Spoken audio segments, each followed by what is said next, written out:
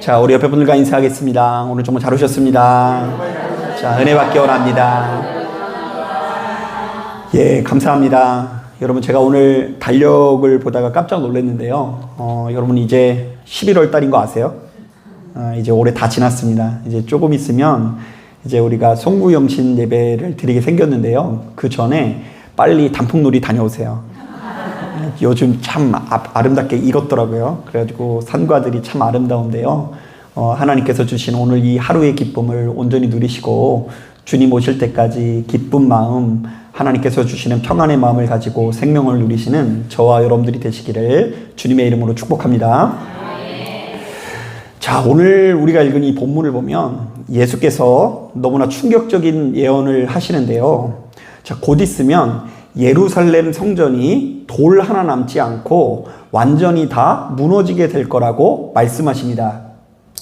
자, 그런데 이스라엘 백성들은 바로 이 예언이 얼마나 기분 나빴는지 이때부터 우리 예수님을 잡아다 죽이려고 하고요. 자, 실제로 바로 이 예언이 빌미가 되어서 성전 모독죄라는 죄목이 붙은 상태로 예수께서 십자가에 못 박혀 돌아가십니다.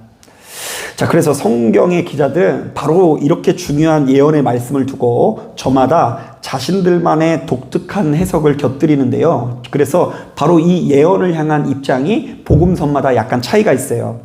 자, 예를 들면 누가복음의 경우에는 예수님의 예언이 문자 그대로 이루어질 것을 좀 강조되고 있는데요. 자, 실제로 이스라엘의 역사를 보면 예루살렘 성전이 무너졌어요? 안 무너졌어요? 예, 무너졌어요. AD 70년경에 로마 장군 디도로 인해서 이 예루살렘 성이 함락되는데요. 자, 누가복음 20장을 보면 누가 보더라도 이 같은 일이 실제로 일어날 것처럼 묘사되고 있는데요. 자, 일단 예수님께서 예루살렘에 오셔서 눈물을 막 흘리시더니 이제 곧 평화의 시대가 끝나고 이방 군대에 의해서 예루살렘이 무너질 거라고 말씀을 하십니다. 자, 그리고 요한복음의 기자의 경우 참 독특하게도 바로 이 예언을 성전된 예수님의 육체와 연결시켜 해석을 하는데요. 이른바 지금까지는 건물 중심의 옛 성전이 신앙인들의 중심을 이루었으나 이제는 예수 그리스도의 십자가 중심의 전혀 새로운 성전이 시작될 거라는 것을 강조하고 있습니다. 자, 그러니까 이런 내용이 담겨 있는 거예요. 한번 따라해 보겠습니다. 새 성전이 오기 위해선 옛 성전은 무너져야 한다. 예, 요한복음에는 이런 내용이 강조되고 있어요. 자, 이에 반해서 오늘 우리가 읽은 이 마가복음은 당시 예루살렘 성전이 지닌 부조리함에 초점을 두고 있는데요. 자, 그러니까 예루살렘 성전이 하나님께서 본래 지으신 목적을 잃어버리고 완전히 타락해버렸기 때문에 반드시 무너져야 한다라는 이야기를 하고 있는 거예요. 사실 이것은 굳이 마가복음뿐만이 아니라 구약 성경 전체에 흐르고 있는 아주 일관된 주장인데요. 이른바 성전이 성전되지 못하고 타락하면 하나님께서 성전 문을 닫을 수밖에 없다라는 것이죠. 자, 과연 당시 예루살렘 성전은 어떤 문제가 있었을까? 자, 또한 하나님께서 보셨을 때 바로 이 성전이 문을 닫을 수밖에 없는 이유는 무엇일까요? 자, 아무쪼록 귀를 기울이시고 큰 은혜 받으시는 저와 여러분들 되기를 주님의 이름으로 축복합니다. 자, 오늘 우리가 읽은 본문을 꼼꼼히 묵상해 보면 당시 성전이 지니고 있는 크게 두 가지의 타락상이 제시되고 있는데요. 자, 먼저 우리 다 같이 12장 38절부터 40절 말씀 우리 천천히 한번 읽어볼게요. 38절부터 40절 시작. 예수께서 가르치실 때에 이르시되 긴 옷을 입고 다니는 것과 시장에서 문안 받는 것과 회당의 높은 자리와 잔치의 윗자리를 원하는 서기관들을 삼가라. 그들은 과부의 가산을 삼키며 외식으로 길게 기도하는 자니 그 받는 판결이 더욱 중하니라 하시니라. 자, 이것은 당시 종교 지도자들의 타락을 고발하는 말씀인데요. 자, 그들은 늘상 남에게 인정받고 대우받는 것을 좋아한다고 하고요. 또한 그들이 겉으로는 아주 오랫동안 기도하고 그 누구보다 열심히 기도하지만 실상은 하나님 앞에 전혀 공의롭지 못하다라고 합니다. 자, 그래서 당시 종교 지도자들이 가난하고 힘없는 사람들을 지켜주기보다 본인의 탐욕을 채우는데 열을 올리니 이 같은 성전은 무너지는 것이 낫다라는 이야기입니다. 자, 계속해서 우리 다 같이 41절부터 44절도 우리 총기를 가지고 한번 읽어보겠습니다. 자, 12장 41절부터 44절 시작. 예수께서 헌금함을 대하여 앉으사 무리가 어떻게 헌금함에 돈 넣는가를 보실세 여러 부자는 많이 넣는데 한 가난한 과부는 와서 두 렙돈 곧 한 고드란트를 넣는지라. 예수께서 제자들을 불러다가 이르시되 내가 진실로 너희에게 이르노니 이 가난한 과부는 헌금함에 넣는 모든 사람보다 많이 넣었도다. 그들은 다 그 풍족한 중에서 넣었거니와 이 과부는 그 가난한 중에서 자기의 모든 소유 곧 생활비 전부를 넣었느니라 하시니라. 여기까지네요. 예, 여러분 이것은요 예루살렘 성전의 세속화를 경고하는 말씀인데요. 쉽게 말하면 당시 성전은 세상의 분위기와 크게 다를 바가 없어서 돈을 가장 큰 가치로 여긴다라는 것입니다. 자, 그래서 가난한 자가 드리는 전적인 헌신보다 부자가 드리는 목돈이 훨씬 더 인정을 받고 대우받게 되었다라는 것이죠. 자, 그러나 우리 주님께서는 바로 이 같은 성전은 어떻게 되는 게 낫다고요? 무너지는 것이 낫다라고 말씀하시는 거예요. 자, 그러니까 이 모든 내용들을 종합해 볼 때 우리 주님께서는 특정한 자들이 돈을 많이 냈다라는 이유로 좋은 자리에 앉거나 특별한 우대를 받는 것을 기뻐하지 않는다라는 것을 알 수 있고요. 자, 또한 특정한 자들이 힘이 없고 가난하다는 이유로 성전에서 당한다거나 보호받지 못하는 것을 너무나 가슴 아파하시는 하나님의 모습을 우리들에게 제시하고 있습니다. 자, 여러분 우리가 한 가지 기억해야 되는 것이 있는데요. 하나님과 가까운 곳일수록 누구와 같은 속성을 가지고 있어야 될까요? 하나님과 같은 속성을 가지고 있어야 돼요. 자, 하나님과 가까이 하는 성전, 하나님께서 머문 성전이라고 한다면 그 성전은 어떻게 해야 돼요? 죄송합니다. 오늘따라 목소리가 안 나오네요. 자, 하나님께서 거룩하신 분이라고 한다면 그분을 모시는 성전도 어떻게 해야 돼요? 거룩해야 하고요. 또한 하나님께서 사랑이 많으신 분이라고 한다면 그분을 모신 하나님의 성전도 어떻게 해야 돼요?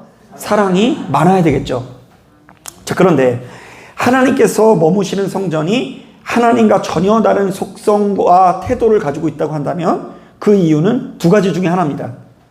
자, 바로 그 성전에 하나님께서 머물지 않으시거나 또한 그 성전에 거하시는 사람들이 하나님을 믿는 것 같으나 실상은 다른 것을 믿고 있기 때문입니다.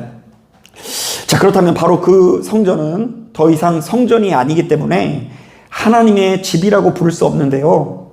왜냐하면 우리가 개인의 사사로운 목적으로 그곳에 하나님의 이름을 붙였다가는 그것 자체가 하나님을 모욕하는 일이 되기 때문입니다. 자, 그래서 하나님의 성전은 항상 하나님과 같은 속성이어야 하고요. 또한 이곳에 속한 우리들도 항상 누구와 같은 속성을 가져야 돼요? 하나님과 같은 속성을 가져야 됩니다. 자, 그래서 여러분 우리가 수시로 모여서 이렇게 예배드리는 이유가 뭔지 아세요? 이렇게 예배를 드려놓고도 부족해서 집에 가서 여러분 기도해요, 안 해요? 안 하죠. 집에 가서 잘 안 하는데 교회 나와서 이렇게 예배드리는 이유도 이 오늘 말씀에 보면 분명하고요. 이게 부족해서 집에서 기도하시는 분도 그 목적이 분명한데요. 날마다 우리들은 자기 개성이 강해서 자기 본성이 강해서 하나님과 자꾸 이탈해서 내 삶의 방식을 추구하지만 이런 내 자신의 길을 자꾸 돌이켜서 누구의 속성을 따라가기 위해서예요? 하나님의 속성을 따라가기 위해서 그렇게 예배드리고 기도하는 거예요. 하나님께서는 분명히 사랑이 많으신데 그 사랑을 잃어버리는 내 자신을 쳐서 복종시키고 사실은 내가 하나님 앞에 엄청난 죄인인데도 불구하고 자기가 뭐가 되는 것 마냥 아무것도 없는 사람이 주변 사람들에게 목에 힘을 주고 이 주변의 많은 사람들 앞에 잘난 척하는 내 자신의 이 악한 본성을 쳐서 하나님 앞에 복종시키기 위해서 이런 예배를 드리는 것입니다. 자, 그러니까 성도들에게 주어져 있는 유일한 숙제는 하나님을 닮아가는 것이고요. 그러한 성도들이 모인 성전의 목적도 마찬가지로 전능하신 하나님의 형상을 닮아가는 것이 우리에게 주어져 있는 유일한 목적인데, 그러한 목적을 올바로 제대로 감수해내지 못하는 이스라엘 백성들의 성전은 무너지는 것이 마땅하다는 것이 예수님의 말씀이라는 이야기입니다. 자, 바로 이런 점에서 열왕기사 8장을 보면 굉장히 중요한 말씀이 나오는데요. 자, 거기 보면 솔로몬이 성전을 완공한 이후에 하나님께 성전 봉헌식을 드리는 장면이 담겨져 있습니다. 자, 그런데 솔로몬이 드리는 이 성전 봉헌식에 하나님께서 얼마나 기쁨이 넘치셨는지 그 성전에 구름이 가득하고 하나님의 영광이 가득했다라고 해요. 여러분, 성전에 하나님의 영광이 가득했으면 좋겠죠? 그럼 뭘 해야 된다고요? 성전을 지어야 된다는 게 아니고요. 말씀을 잘 보면 하나님께서 솔로몬이 드리는 이 건축물을 받으시는 것이 아니라 솔로몬이 이 봉헌식에서 하는 기도를 너무나 기뻐하시는 걸 볼 수 있어요. 왜냐하면 솔로몬이 하는 기도가 누구의 마음에 쏙 들었다고요? 하나님 마음에 쏙 드는 거예요. 그래서 여러분, 이왕이면 여러분들이 기도를 많이 하는 사람이 아니라 이왕이면 어떤 사람이 돼야 돼요? 내가 기도를 하나님 마음에 쏙 들게 하는 사람이 되어야 해요. 자, 오늘 본문에 나와 있는 이 부자들도 기도가 적어서 하나님께 책망을 받는 게 아니잖아요. 기도를 많이 하는데 하나님께서 받으실 수 없는 기도를 해서 책망하시는 것이고요. 솔로몬은 기도를 할 때에 하나님께서 그 기도가 마음에 쏙 들었기 때문에 그 기도를 받으신 것이죠. 자, 그렇다면 우리들은 이 솔로몬의 기도가 어떤 기도인지를 주목해야 되는데요. 자, 제가 몇 구절 옮겨왔으니까 한번 잘 들어보세요. 자, 특별히 제가 이제 쉬운 번역으로 옮겨왔으니까 이 솔로몬이 어떻게 기도하는지 한번 들어보세요. 이 백성이 당신께 죄를 지어 그 값으로 하늘이 닫혀 비가 내리지 않게 되었을 때에도 그들이 만일 당신께 벌받은 줄 알고 잘못을 뉘우쳐 이 전을 바라보며 기도하고 당신의 이름을 기리거든 하늘에서 들으시고 소인의 잘못과 당신의 백성 이스라엘의 잘못을 용서해 주실 뿐 아니라 어떻게 살아야 할지 그 길도 가르쳐 주시옵소서. 자, 한번 따라해 보겠습니다. 성전이 죄 지은 자가 용서받는 장소가 되게 하소서. 자, 그런데 이게 되게 특이한 기도인 게 뭐냐면요. 여러분, 이스라엘 백성들이 생각할 때 왕은 거룩한 자이잖아요. 그죠? 오늘날로 따지면 목사님 플러스 대통령이에요. 그러면은 굉장히 신실한 자인데 이 솔로몬이 뭐라고 얘기하냐면, 하나님, 제가 뭘 잘못하거든, 백성들이 잘못하건 제가 잘못하건 간에 잘못을 뉘우치면 용서하여 주옵소서. 자신은 죄를 안 짓는 대단한 사람이라고 이야기하는 것이 아니라 자신과 이스라엘 백성들을 별로 다를 바 없는 존재로 이야기하고 있어요. 그러니까 나나 이스라엘 백성들이나 언제나 죄를 지을 수 있으니 내가 죄를 짓든 얘네들이 죄를 짓든 간에 좌우지간 성전을 향해서 기도를 하기만 하면, 뉘우치기만 하면 용서하여 주옵소서. 이렇게 기도한다는 거예요. 자, 그런가 하면 그 뒤에 보면 더 놀라운 기도가 있는데요. 한번 들어보세요.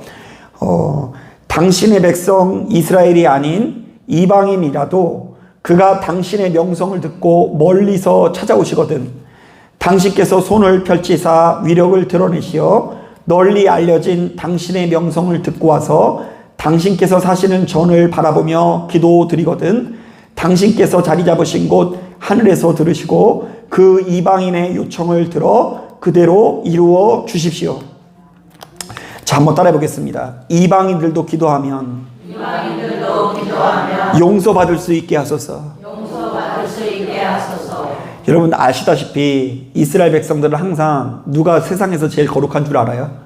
지들이 가장 거룩한 줄 아는데, 솔로몬이 그런 상황에서 어떻게 기도하냐면, 하나님, 이스라엘 백성들이 세운 이 성전에 누가 오거든? 이방인들이 와서 할례를 받거든 응답하여 주옵소서. 이런 얘기 없어요. 율법을 배우면 응답하여 주옵소서 이게 아니라, 하나님, 당신이 우리만 사랑하는 것이 아니라 이방인들도 사랑하니 이방인들이 이곳에 와서 기도할 때에 응답하여 주시옵소서. 이방인들도 기도하면 용서받을 수 있는 장소가 되게 해달라고 할 때 하나님의 영광이 그 장소에 충만합니다. 자, 하나만 더 해볼게요. 그 뒤에 보면 이런 말씀이 있습니다. 죄 짓지 않는 사람이 어디 있겠습니까? 이 백성도 당신께 범죄하는 일이 있을 것입니다. 만일 당신께서 노하시어 원수에게 넘겨주시면 이 백성은 먼 나라, 가까운 나라에 잡혀가는 신세가 될 것입니다. 그러나 사로잡혀간 적국의 땅에서라도 뉘우치며 우리는 죄인입니다, 못할 짓을 하여 죄를 얻었습니다 하고 당신께 애원하거든 그들의 적국의 땅에서 참 마음과 뜻을 다 쏟아 참회하고 당신께서 선조들에게 주신 조국 땅과 당신께서 뽑으신 이 성읍과 소인이 당신의 것으로 지어바친 이 전을 바라보며 빌거든 당신께서 계시는 곳 하늘에서 그 간절한 기도를 들으시어 정의를 세워 주십시오. 자, 그러니까 죄를 짓지 않는 사람이 있다 없다? 예, 죄를 안 짓는 사람이 없고 우리 모두 다 죄를 짓는데 그로 인해서 우리의 인생이 꼬이고 힘들고 고난이 다가온다고 할지라도 굳이 성전에 안 올지라도, 성전에 와야지만 복받는 게 아니라 성전에 안 올지라도 자신이 죄인입니다, 잘못했습니다, 용서해 주십시오 이렇게 기도할 때에 하나님께서 모든 죄인의 기도를 다 들어주셔야 된다는 이야기가 담겨 있어요.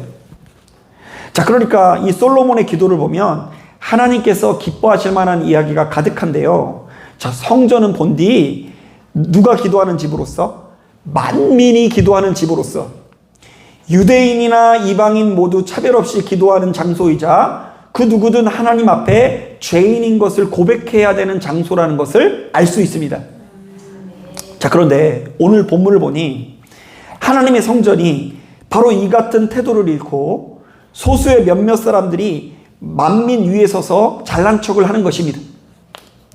자, 유대인들은 자신들이 이방인들보다 잘난 줄 알고 바리새인들과 서기관들은 자신이 학식이 있다는 이유로 학식이 없는 자들보다 잘난 줄 알고 헌금을 많이 하는 자가 의인이자 믿음이 좋은 자요, 헌금을 조금 하는 자는 죄인이자 믿음이 작은 자로 여겼다라는 것입니다.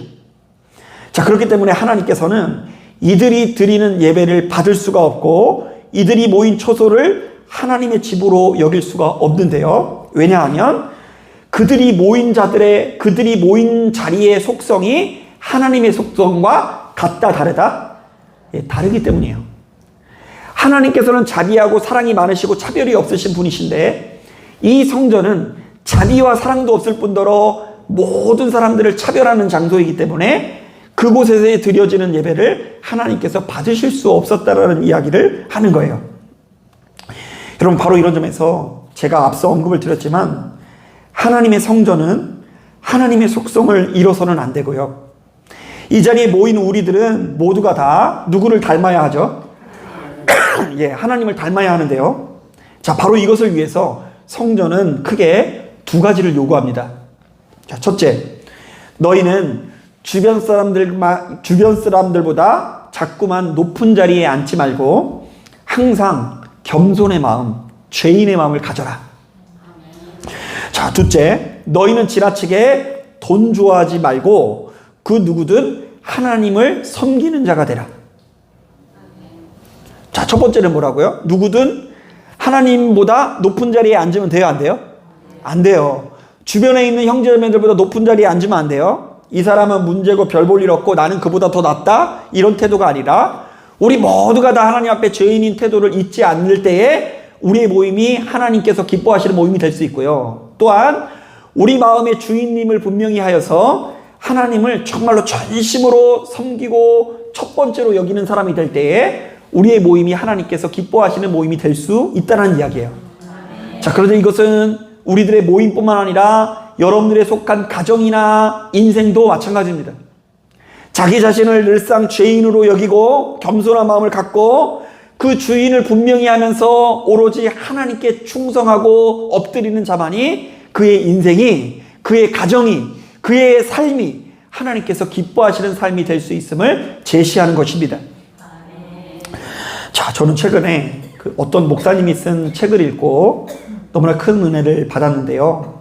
자, 이 책은 제목부터가 공감이 되더라고요. 이 책의 제목이 결핍의 위로래요. 자, 별게 다 위로를 하죠. 뭐가 위로를 한다고요? 결핍의 위로. 자, 이른바 이 책을 지으신 목사님의 형편은 무수히 많은 결핍으로 가득하지만 도리어 이 결핍으로 인해서 목사님의 인생에 큰 위로가 찾아왔다라는 고백을 시종일관 남기고 있더라고요. 자, 그게 무슨 말일까? 제가 그 사연을 들어봤더니 이런 사연이 있더라고요. 자, 어느 날 갑자기 이 목사님에게 큰 질병이 찾아왔는데 바로 크론병이라는 만성 염증 질환입니다. 여러분 혹시 들어보셨어요? 크론병? 예, 그죠. 그런데 우리는 이제 염증이라 그러면 뭐 여기에 뭐 조금 나면 염증 막 이렇게 생각할지 모르는데 이 염증은 어떤 염증이냐면 입에서부터 항문에 이르기까지 모든 소화기관에 언제나 다이너마이트 같은 아주 엄청난 만성적인 염증이 나타날 수 있는 질병인데요. 심할 경우에는 이 변을 볼 수가 없어요. 항문이 염증 때문에 막힙니다. 그리고 이제 장이 완전히 붙어서 협착을 일으키기도 하고 이게 다이너마이트를 이렇게 안고 살아가는 거예요. 자, 그래서 이제 특정한 부위에 염증이 수시로 발생해서 앉지도 눕지도 못하는 극한의 고통이 찾아오기도 하고요. 또한 워낙에 독한 약을 먹는 통에 후유증이 만만치 않다고 합니다. 자, 그런데다가 아무리 독한 약이더라도 이것을 먹고 낫기만 하면 소망이 있는데 아직까지 이 병에 대한 확실한 치료병이 없어서 죽을 때까지 낫지 않는 난치병으로 알려져 있다고 합니다. 자, 그렇다 보니 목사님께서도 이 병을 앓게 되면서 아주 다양한 시련을 겪게 되시는데요. 아무래도 몸이 온전하지 않으니까 청년 시절에는 군대를 갔다가 강제 전역을 당하게 되고요. 자, 그 과정에서 이 사랑하는 여자가 있었는데 그 사랑하는 사람이 떠나려고 할 때에 자신의 처지가 그러니까 붙잡지도 못하고요. 그리고 어떻게 해서 다른 분이나 이렇게 결혼을 해서 딸을 낳는데 이 몸이 아프니까 사랑하는 딸과 마음껏 놀아줄 수가 있어요, 없어요? 없었다고 합니다. 자, 이런 와중에 목사님께서는 주변 사람들이 건네는 위로마다 속이 다 뒤집어졌대요. 막 예를 들면 그분의 아버지가 이랬대요. 이게 다 하나님께서 더 너를 크게 쓰시려고 주시는 시련이야 이랬더니 갑자기 화가 너무 나서 아버지랑 싸웠대요. 그리고 주변에 많은 사람들이 아프다 그러니까 할 수 있다 해보자. 자, 이게 다 하나님께서 주신 고난이다 이러니까 이 속이 뒤집어지고 힘이 든 거예요. 자, 왜냐하면 이분은 통증으로 인해서 밤새 잠을 못 자다가 목사인데 매일같이 12시 넘어서 2시, 3시에 일어나는 삶이 반복되는데 매일같이 이런 삶을 반복하는 본인 스스로 일종의 패배감을 느끼기 십상인 것입니다. 그러니까 이제 남이 나를 어떻게 보느냐는 두 번째 문제고요. 내가 나를 볼 때에도 이게 제대로 된 삶이 아니에요. 아, 내가 목사인데 2시에 일어나는 게 말이 되냐. 낮과 밤이 바뀐 채 아무것도 할 수 없는 이런 상태에 열등감 아닌 열등감이 가지고 있으니까 이런저런 사람들이 건네는 충고가 들어올 리가 없죠. 자, 그런데 목사님께서는 매일같이 패배감으로 인해서 자신을 채찍질하던 어느 날 이것은 건강한 자극이 아니라 학대에 불과하다는 생각이 들어서 자신의 연약함을 그때부터 받아들이기로 노력했다고 합니다. 그래서 가장 힘든 때일수록 가장 늦게 일어나서 한심해 보일 때일수록 스스로에게 이렇게 위로를 했다고 합니다. 야, 많이 요즘 힘든가 보다. 이거 누구한테 하는 얘기예요? 예. 컨디션이 많이 떨어졌나 보다. 부드러운 속으로, 부드러운 죽으로 속을 좀 달래보고 하루를 시작해보자. 자, 그러니까 이분이 불필요한 엄격함을 내려놓고 자신에게 주어진 결핍을 끌어안은 것인데요. 자, 목사님께서는 바로 이것이 자신에게 주어진 누구의 뜻인 것을 깨달았어요? 하나님의 뜻인 것을 깨달았대요. 하나님께서 나의 결핍을 이해하고 계시는구나. 그러면서 결핍이 아니었다면 몰랐을 일상의 경험에서 이 목사님께서 혈루증을 앓는 여인을 떠올리는데요. 세상에서는 그녀를 모두가 다 더러운 여자로 취급하지만 그럼에도 불구하고 그가 주어진 상황에서 예수님께 다가가려고 최선의 노력을 다할 때 그 최선의 노력을 받아주셨어요? 안 받아주셨어요? 받아주셨듯이 목사님께서도 주어진 상황 속에서 드리는 이 최선이 하나님께서 받으시는 최선이요. 바로 그때에 세상이 줄 수 없는 평안과 기쁨을 얻게 될 거라는 그런 어떤 확신을 갖게 되었다고 합니다. 자, 저는 바로 이러한 내용을 듣는데 괜시리 마음이 뜨거워지더라고요. 여러분, 교회는 큰 고통과 괴로움이 가득하고 여러 가지 결핍이 가득한 우리에게 위로를 주는 곳이어야 합니다. 여러분, 우리 가운데 있는 이 패배감이 가득하고 고독과 슬픔이 가득하고 주변 사람들이 어찌할 수 없는 고통이 우리의 인생에 반복되는 가운데 그 누구든 변함없이 아끼고 사랑하시는 하나님의 위로가 지금 이 자리에 참석한 저와 여러분들에게 반드시 찾아와야 한다는 것입니다. 여러분 어떠세요?